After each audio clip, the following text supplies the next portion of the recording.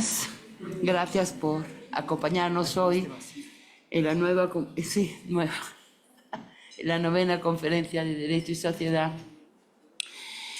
En este desayuno nos acompaña Moisés Duy con el tema Soberanía y crisis del derecho internacional público.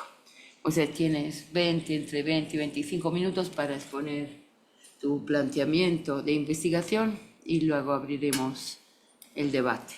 Gracias, Moisés, por acompañarnos. Adelante. Espera. ¿Qué hacemos? ¿Dónde pongo? Aquí está bien.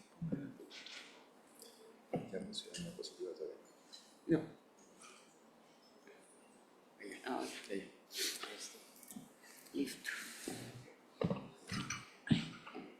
Un saludo cordial a las distinguidas autoridades de la Universidad Andina Simón Bolívar, mis estimados compañeros del doctorado de Derecho, estimados compañeros de la maestría en Derecho, mi querida amiga Mónica González, quien ha venido para ser parte de este pequeño coloquio.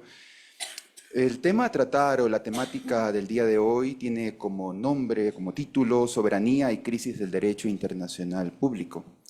Esta temática hace énfasis en las prácticas de poder que ejercen los estados contra otros estados, sobre los cuales, para criterio de ellos, se cuestiona muchas veces su legitimidad, su democracia, y mediante diferentes mecanismos, estos han establecido prácticas que para muchos son cuestionados, que podrían lesionar de determinada forma la soberanía. Es importante entender que determinadas prácticas de intervención que estos realizan ha causado o ha dado como resultado el debilitamiento del derecho internacional público, recreando un espectro de crisis. Este espectro de crisis tiene como fin contraponer o antagonizar dos situaciones que son muy importantes. Primero, lo que se denomina desde la Carta de las Naciones Unidas como intervención humanitaria o de seguridad colectiva frente a los principios de soberanía. Dos, lo que se debe considerar como una injerencia geoeconómica contra la protección de los derechos económicos que tienen cada uno de los países. Desde tal cuestionamiento, podemos entender que en la práctica la soberanía radica en el respeto irrestricto de las naciones, de su independencia política y territorial.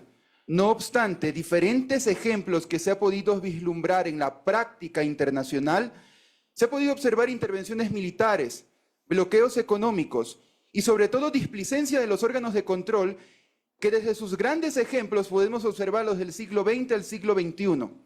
Cada uno de estos ha dado como resultado acciones que recrean una imagen de desconfianza, crisis de la institucionalidad, abandono de la seguridad jurídica y sobre todo, si en algún momento podemos cuestionar de que estamos protegidos por el derecho internacional, ¿y cuál es el rol de la soberanía? En una de las tantas conversaciones que tuve con la doctora Claudia Storinis, que dice que la soberanía podría decir que es cuasi inexistente, si no es inexistente.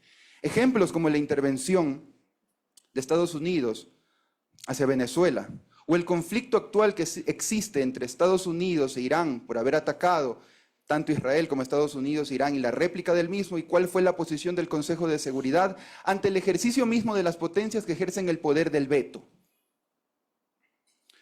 En cuanto al tema de tesis, que es obviamente soberanía y crisis del derecho internacional público, voy a hacer énfasis en el recorrido de análisis.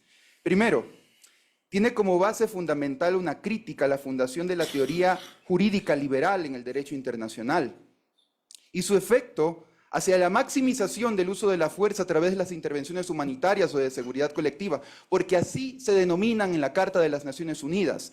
Y dos, la naturaleza en sí de lo que son los bloqueos y las coerciones geoeconómicas, y cuál es el efecto o el detrimento que tiene o puede tener en la soberanía. ¿Deberíamos repensar en un concepto nuevo de soberanía o es que en el derecho internacional la soberanía no existe?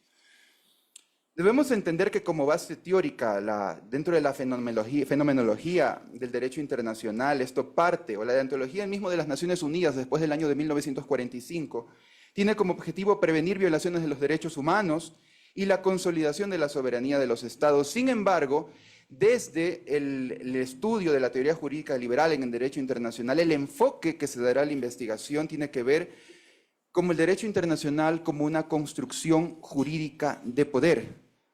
Podemos entender que el objetivo principal del derecho internacional era recrear esto lo que se denominaba como paz y seguridad entre los estados. Pero el hilo conductual dentro de nuestra investigación es que la construcción del derecho internacional no tenía nada que ver con paz y seguridad en primera instancia, sino factibilizar mecanismos en los cuales determinados países privilegiados podrían ordenar el mundo a su antojo, a tal fin de que se crearían diferentes efectos. Por ejemplo, maximizar el uso de la fuerza y segundo, el control geoeconómico.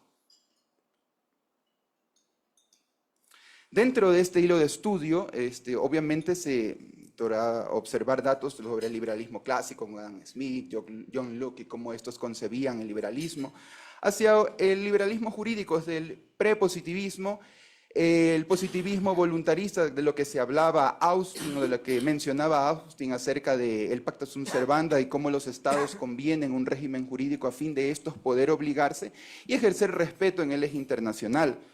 O lo que hablaba Henry Wayton sobre la necesidad de establecer vínculos, no solamente de carácter normativo, sino para poder favorecer la estela económica. Y en un segundo momento, en la parte más importante, porque todos estos presupuestos, aunque parecen increíbles en el eje internacional, tuvieron su hito de fracaso en el año de 1920 con la Liga de las Naciones, cuando se constituyó impotente para poder detener la Segunda Guerra Mundial. Y es con la Segunda Guerra Mundial cuando comienza a concebirse nuevos mecanismos en los cuales se tendría que favorecer a determinado grupo de naciones quienes controlarían la paz dentro del mundo entero. Y quiero hacer énfasis en esta construcción de poder porque atacaríamos desde el primer punto y contrapunto a la Carta de las Naciones Unidas. Cómo la Carta de las Naciones Unidas otorga a este grupo de 5 potencias el derecho de veto en el Consejo de Seguridad y cómo éste puede limitar las acciones o los procesos de resolución sobre los cuales se tenga que observar el conflicto que tiene un Estado contra otro Estado y una de las potencias ejerciendo su poder de veto puede limitar el ejercicio de las resoluciones para que estos se puedan llevar a cabo un proceso efectivo de pacificación. 2. La participación permanente del Consejo de Seguridad. Siempre van a estar estas 5 potencias mundiales.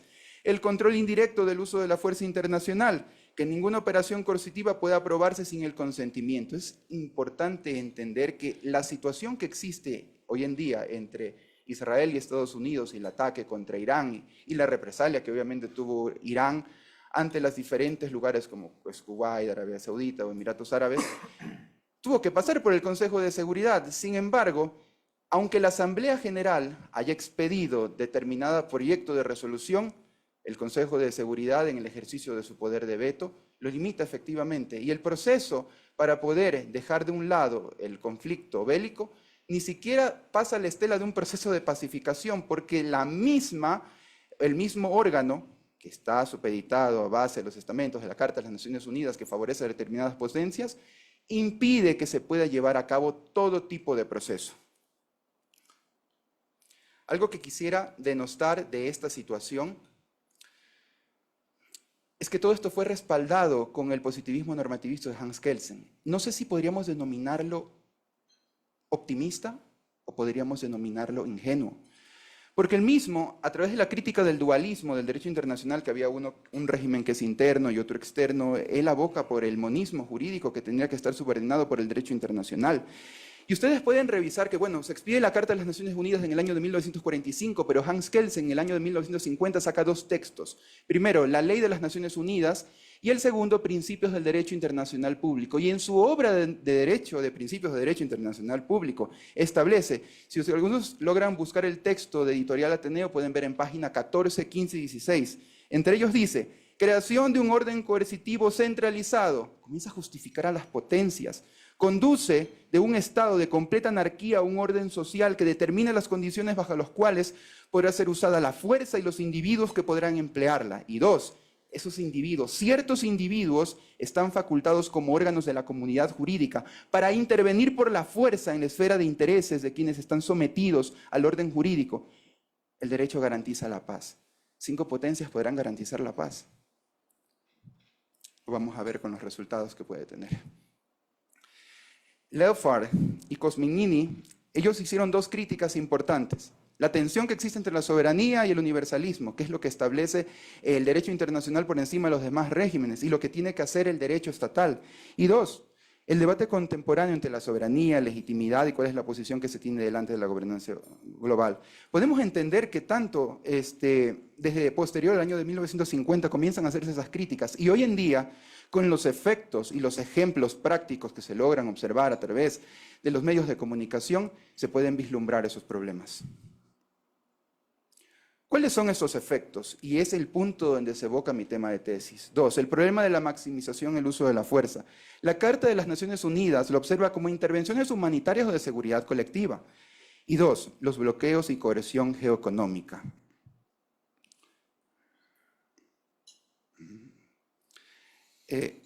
Aunque es un tema muy amplio, he tomado solamente pequeños ejemplos exponenciales. Es importante entender que las intervenciones que utiliza a través de los mecanismos del uso de la fuerza, no solamente se logra intervenir a países que forman parte de la Organización de las Naciones Unidas, no, es cualquier país. Y aunque la misma Carta de las Naciones Unidas observa un procedimiento especial para cada uno de ellos, obviamente los que deciden es el Consejo de Seguridad. Y si ustedes pueden ver los ejemplos, tanto de la coalición liderada por Estados Unidos en contra de Corea del Norte, intervención militar, o de los Estados Unidos en contra de Vietnam, tenían objetivos políticos en primacía, la contención o el avance del comunismo durante la Guerra Fría. Y se pueden observar ejemplos exponenciales, tanto no solamente de carácter unilateral de un Estado, sino de la forma de un organismo, como fue la OTAN, liderado en contra de Kosovo. Aspectos como estos logra evidenciar o se logra observar que existen posibilidades en las cuales los órganos de control, o los países miembros, los órganos de control, podrían disponer de los mecanismos de las Naciones Unidas para lograr obtener objetivos de carácter particular, deslindándose de los objetivos esenciales o fundamentales que es lograr obtener la paz.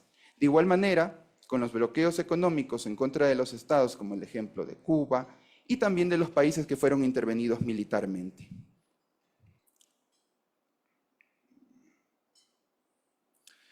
Algo que es necesario como segundo efecto de la construcción de poder en parte del derecho internacional es esto de la coerción geoeconómica. Y es muy importante entender que posterior a la Guerra Fría, como premisa, se establecía que una forma de alcanzar la paz es establecer vínculos económicos entre los estados. Poder favorecer de que esta estrechez entre determinados estados lograra un proceso de pacificación. Sin embargo, aunque parecía positivo desde una fórmula, no se logró comprender a cabalidad que la creación de bloques económicos iba a generar un aspecto que es de doble hélice, que se denomina interdependencia. Algo que Hirschman denominó como situación de subordinación estructural. Es decir, de la misma forma que un Estado puede crecer o desarrollarse, porque se decía que desde el año de 1990 hasta el año 2010 hubo un crecimiento del PIB mundial que ascendía desde el 40 hasta el 60%, fue increíble. Pero la doble hélice del mismo es la interdependencia. Es decir, ¿qué sucede cuando un Estado propiamente tal depende de la economía de otro Estado? Este lazo de interdependencia crea vínculos no solamente de obligación y compromiso de carácter económico, sino también crea estelas de subordinación. Y para poder enunciar este punto importante de la interdependencia y la doble hélice, del riesgo del mismo, podemos ver cómo países como México, República Dominicana, Costa Rica, Honduras, El Salvador, tienen una dependencia económica de los Estados Unidos. México en exportaciones del 80%, República Dominicana 59 al 60%, Costa Rica el 45 al 50%. Y Ecuador, para el año 2023, según los datos, tenía un índice exportable del 23.78%. Depende de Panamá en un 18%, y sabemos que Panamá tiene una moneda que es el dólar. Es decir, existe una dependencia de los Estados Unidos mayor a nuestro 50%. Si ustedes pueden vislumbrar el problema que existe solamente entre Ecuador y Colombia, se logra prever que existe una pérdida de 300.000 puestos de trabajo. Ahora, en el caso particular, digamos que existe un conflicto entre Ecuador y Estados Unidos.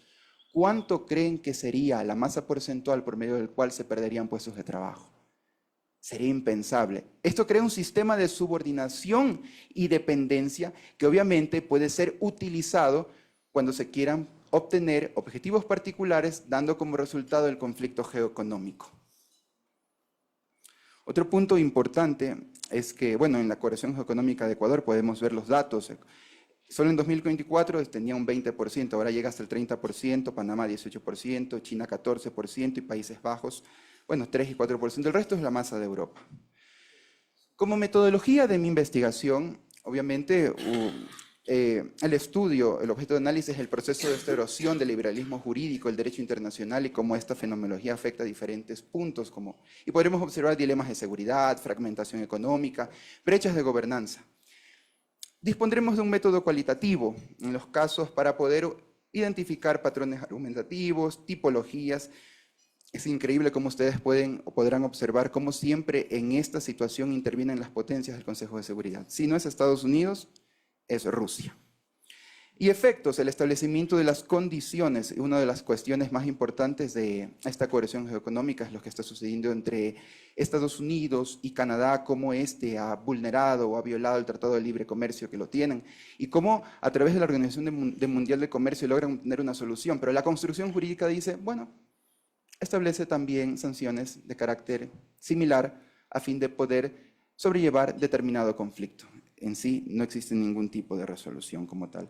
Aplicaremos un sistema de triangulación de datos, de información empírica secundaria, de los textos que obviamente he mencionado, data, estadísticas de la página del Banco Mundial, del CEPAL, y si es posible, algún tipo de entrevistas. Como conclusión al tema de exposición, es meritorio destacar que sería muy pretencioso de mi parte poder establecer una solución a este problema práctico, porque es de doble hélice, de fuerza y de economía. Y sabemos que en el ámbito de la fuerza las potencias pueden intervenir cualquier nación y se justifica de una manera que ellos consideran que están obviamente salvaguardando la democracia. Sin embargo, se puede crear lazos en cuanto a la integración regional con el fin de favorecer una posición económica y poder mejorarlo, pero no solamente depende de una nación, sino de la comprensión misma de los diferentes estados. Y trabajos como este sería un orgullo, un placer, que no solamente sirvieran a la academia, sino para toda la sociedad. Eso sería todo mi intervención. Muchas gracias.